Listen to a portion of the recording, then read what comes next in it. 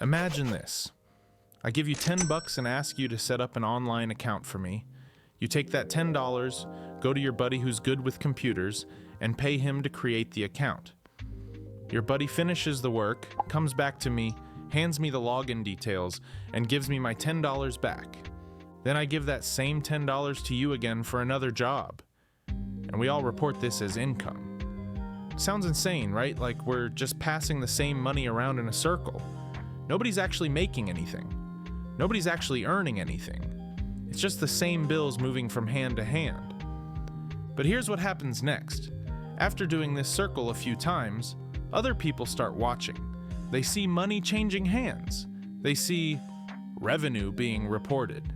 They think, wow, these guys must be profitable. So they start investing their own money. Now we've got real money from outsiders flowing in based on fake activity. Let's be honest, we would all get accused of fraud. But here's the thing. Tech companies are doing exactly this right now with billions of dollars.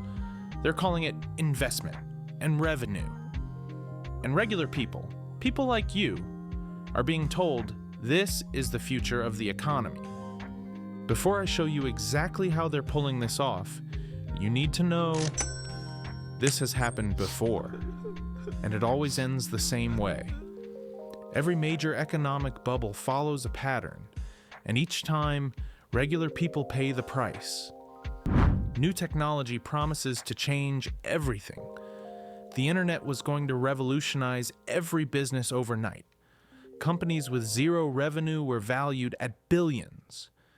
When the crash came in 2000, $5 trillion vanished. Regular people lost their retirement savings. Insiders get rich. Regular investors hold the bag. Bank executives earned massive bonuses packaging bad mortgages into safe investments. They knew the mortgages were bad, sold them anyway, cashed out at the top. When it collapsed in 2008, 9 million Americans lost their homes. The executives, they kept their bonuses. The common thread? The technology was always real. The promises were always exaggerated.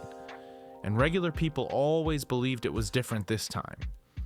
So now let me show you how this is happening right now with AI, step by step, using real companies and real money. ChatGPT has 700 million weekly users. Sounds impressive, right? But 90 to 95% are on the free plan. They pay nothing. The paid plan costs $20 a month. And here's the kicker. Each question you ask ChatGPT costs OpenAI between 3 and 7 cents to process. How many requests do you usually do daily? Do the math. Free users generate zero revenue but cost money with every single question. So if almost nobody's paying to use AI, where is all the money coming from? Here's the map. There are 3 types of companies in this circle. OpenAI,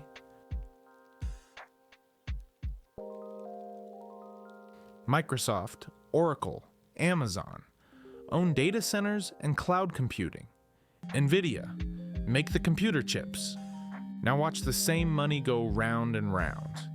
Microsoft invests billions into OpenAI. Nvidia invests billions into OpenAI. Oracle and Amazon announced a massive paid partnership with OpenAI. These companies now own pieces of OpenAI. OpenAI needs data centers to run ChatGPT. OpenAI pays Microsoft, Oracle, and Amazon billions for cloud services. See what's happening? Microsoft and Oracle invest in OpenAI, then OpenAI pays them back. But that is not the end. Microsoft, Oracle, and Amazon need AI chips to provide cloud computing. They buy billions of dollars in chips from Nvidia. Microsoft alone accounts for 20% of Nvidia's entire revenue. So Nvidia invests in OpenAI, then gets paid when Microsoft buys chips to serve OpenAI. Nvidia takes its chip money and invests billions back into OpenAI. The circle completes. Let's trace one single dollar. Microsoft gives OpenAI $1 as investment. OpenAI gives Microsoft $1 for cloud services. Microsoft gives Nvidia $1 for AI chips. Nvidia gives OpenAI $1 as investment. Repeat. Each company books that same dollar as revenue. They all look profitable on paper, but it's the same money spinning in circles. Now step back and look at the scale. Tech companies have invested approximately $560 billion in AI infrastructure over 2 years. Actual revenue from people paying to use AI? $35 billion. The gap is massive. $525 billion. Where's that money coming from? It's circulating between the companies themselves. The math doesn't work unless they're paying each other. And here's where it gets worse. Oracle issued $18 billion in new debt to build AI infrastructure. Meta is borrowing $26 billion for a single data center complex. They're using something called Special Purpose Vehicles, SPVs. What's that? Basically a shell company that keeps the debt off the main books. Credit rating agencies don't see how much they're really borrowing. Shareholders don't see it either. When companies hide how much debt they are taking on, that's a major warning sign. Why do they do that? Simple answer, hype. Just like from the story in the beginning, we circulate the same $10, but we actually seem profitable. Thus we seem stable and impossible to crash. It's just no-brainer. Everyone can simply invest their savings and forget about 9-to-5 jobs forever. So why are smart people with billions of dollars doing this if the math doesn't work? Let's separate the private investors and the companies involved. You see, no tech company wants to be the one that missed the revolution. CEOs are publicly saying they don't care about returns on AI investments right now. They say they're in a race. Missing out feels worse than losing money. Companies stop talking about profit. Now it's all user growth and compute capacity. These numbers sound impressive but don't pay the bills. Investors accept it because this time is different. Buffett's rule. I don't invest in businesses I can't explain to my spouse in simple terms. How do you explain a company living off of investments with no actual revenue from their product? Now let's get to private investors. They see money is flowing, charts are growing. They see a neighbor who invested in OpenAI yesterday, buying a new Ferrari today. Even your grandma is about to invest her last savings into an unnamed AI startup. On top of it, everyone has access to leverage positions now. Average people taking out loans to buy Nvidia shares. Buy now, pay later. Stock version. You may ask when the bubble bursts. Nobody can predict exactly. But we know what happens if the spending and revenue gap doesn't close. First, your job. AI startups employ hundreds of thousands of people. When companies with no revenue run out of money, they lay people off. Tech hubs get hit first. San Francisco, Seattle, Austin, New York. Then the ripple effects. Restaurants, close. Landlords, can't fill apartments. Local businesses, collapse. Then your investments. The Magnificent Seven accounts for 71% of all stock market gains. Your retirement account? It's invested in them whether you know it or not. Imagine your losses if the Magnificent Seven drops 30 to 40%. Years of paying taxes disappeared overnight. You don't even need to own tech stocks directly. Your index fund does it for you.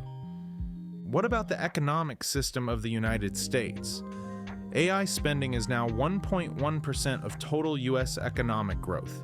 That's enormous for a single sector. If that spending stops suddenly, the entire economy struggles.